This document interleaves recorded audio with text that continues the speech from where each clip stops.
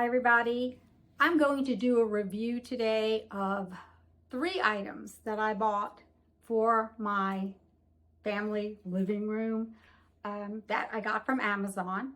And actually 2 of the products I have actually used before. And I'm just changing out the color, and I'm going to show you how easy it is to use these slip covers. They are made by H.Versailtex, and I decided to go with a rust color. I had them purchased previously in a camo or light tan color, and I am using them on another piece of furniture. And I like them because they are stretchy, they are washable and dryable. They actually fit very nicely for a non-custom made slipcover. I like that they also keep any food from going into your back of your couch underneath cushions, which is really nice. Now, my couch does not have loose cushions. I have a channel back that's held with stitching. So these are not movable cushions. My slipcover fits great on that particular type of sofa. I also bought the T cushion style because I have T cushions on each end. It's 3 cushions, 1 regular cushion in the center. I will show you that as well. And those are a couple of things that make a difference depending on whether you just have straight cushions, T cushions, or loose cushions in the back of your couch as to how it may fit and look. I don't bother pinning, tucking, doing all these things that other people do because it is not a custom-made slipcover. But let me show you how great it looks once I get it out of the packaging and put it on the couch. Now I'm going to show you when I remove the cushions off the couch, there will be crumbs and debris, and it gets all the way back into the couch here.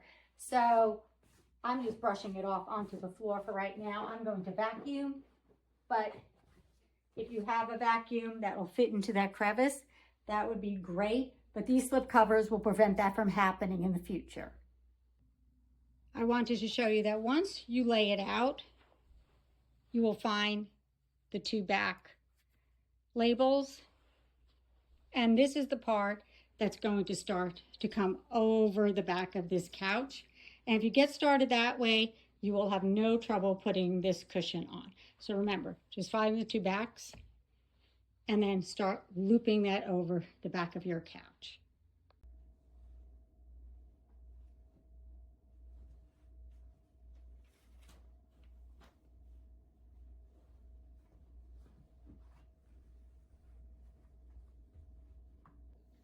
Now, once you get the back pulled down, just find the arms and then put that in position.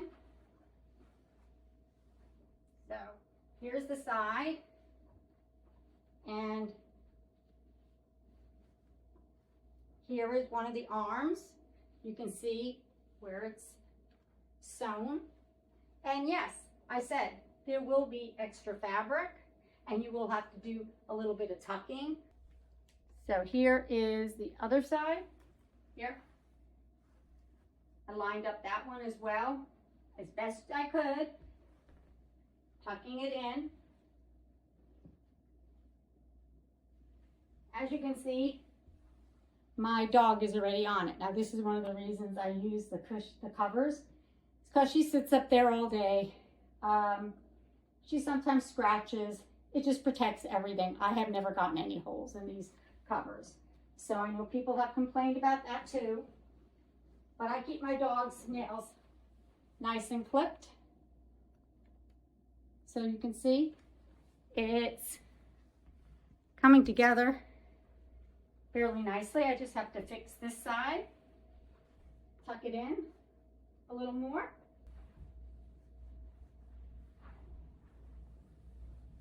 I think that side looks pretty good.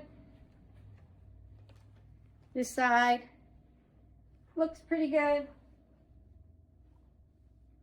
And you can always play around with it more as you go along. Next, I'm going to put now the seat covers on. Obviously, the easiest one to put on is the one that just goes on the generic square seat cover. So it's as a square. There's no measuring. It's just pulling it on and getting the seams where you want it. There are no straps on the back of this one. But I will tell you, there is a seam here. And because I have a cushion with a zipper, I put that seamed part, obviously, to the back.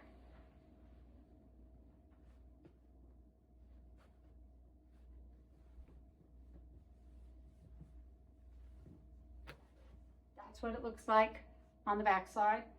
No straps. So that's one. And now I'll start working on my tea cushion. And I'm going to basically lay it down here. This is the tea cushion that goes on this side of my couch. It has the little extension, and this one does have straps. So to start, you see these straps? They need to go over the cushion to start.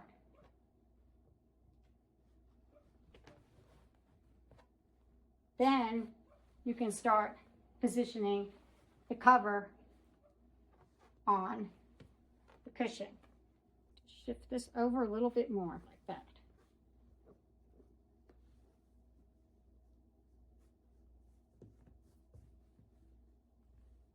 So the tea cushion is on. Told you I had put the cover straps over to start. Then you have this extra strap that you can just pull across and clip into place on this little tab that they have. I finished putting the cover on, and this is how it looks. Now, if I have extra fabric, which I did, I just make sure the front seam looks straight. I don't worry about the seams as much that are covered by the back or the sides when they're butting up against each other. I just like everything to look as uniform as I can across the front. Yes, there's some little puckering, there's some extra fabric. Again, it's not custom, but it does fit really good, and I really, really like this color. In the meantime, my dining room chairs had this gold pattern with a diamond print on it, and I've decided I wanted to reupholster them to match my new slipcover. So I have 6 chairs, and I'm going to reupholster them in this peachy orange Shantung silk. It's faux, it's polyester, but it's going to look really nice along with the couch slipcover. Once you remove the chair pads that are just screwed on to the base of the chair, you just lay it on top of the fabric upside down. I cut the excess fabric off the corners so that I can make a nice miter on the edges and I don't have bulk. I use an electric staple gun. It's not a hair compressed, just a general electric staple gun. It makes the job really simple and fast. And of course, the first thing I do is I just staple all 4 corners together. And now I'm going to just make the corners, trim off any excess, and then attach it to the chair. I completed one of the chairs, and I did a nice, just simple square off little corner on each of the 4 ends. It looks really neat, and I reattached the chair. It's going to look really nice now with the rust colored slipcover. Second thing I bought from Amazon was a package of pillow covers. I did not want to invest $25, $30 in new decorative pillows. And my intention was to use it over this pillow. Now you can see how thick it is. These do not fit this particular type of pillow. But the pillows I had in here previously are these. They're very thin and flat. And I was able to already get one over the cushion. This is what it looks like before I'm zippering it up. And I'm happy to say that none of the red is coming through on the back. So that's a real plus. This package of 2 pillow covers was $10 on Amazon. This is my wild card purchase. I bought this from Home Goods. It was on sale for $15. It's all cotton. And the reason I like it is it's not knit. My dog tends to get their little claws caught in these. So I'm just going to lay this on the back of my couch as a little decorative touch. This rug I had in my foyer as a temporary fix. It's a leftover from Christmas, but it was bought by the same company that I bought the next carpet from. These are washable area rugs, and it's a 5x7 that I'm going to replace it with. And I like them because they're thin. I won't trip on them, as it could be a hazard for older people. And my dog likes it because he slips too much on the wood floors. Here is the packaging. These carpets that are washable from Jinchan. They are actually folded, but the folds do come out fairly quickly, and I have had no trouble. I bought a number of their rugs, and so has my daughter, and she's had no trouble with the creases coming out. So I'm going to open this up and lay it out to start to relax it so that I can remove the other carpet. This is the pattern of the rug that I chose for the foyer. It's very neutral. It's more geometric. I wanted to get away from so much floral, although it does have that hint of floral. Depending on how you look at it, this could be leaves or this could be a circle, just depending on your perception. I have had no trouble getting the creases out. I have no problems vacuuming them with my Shark Rocket stick vacuum, and they do lay flat after a few days. Pretty much right out of the box, I laid it down. You can see that most of the wrinkles are gone. There's just a few, like over here, that will have to come out, and over here where the big fold was on here. But overall, it's a nice design. It's very neutral. And like I said, these do not slip. These have a nice backing on them, and I can vacuum them with no trouble. I told you in a previous video that I was going to replace my heavy microfiber. They look like suede velvet curtains, and I did get some white ones, and I'm really happy that I did. They look great. Now these are actually Roman shades, and I did get them from Amazon. I got them for a great price. They were actually $10.50 because I got them on sale. But I'll tell you the little hint on this in just a minute. I want to tell you that they have a lattice design, and they are room darkening. So you can see the lattice design, but it is so faint that it does not interfere, even if you had decorative curtains and not just plain white ones. Now the story with these Roman shades is when we went to Amazon, we caught them luckily on sale, and they were really cheap. But they only allowed you to order 4, a quantity of 4. So I had my daughters order me an extra 4 and an extra 2 because I have 10 windows.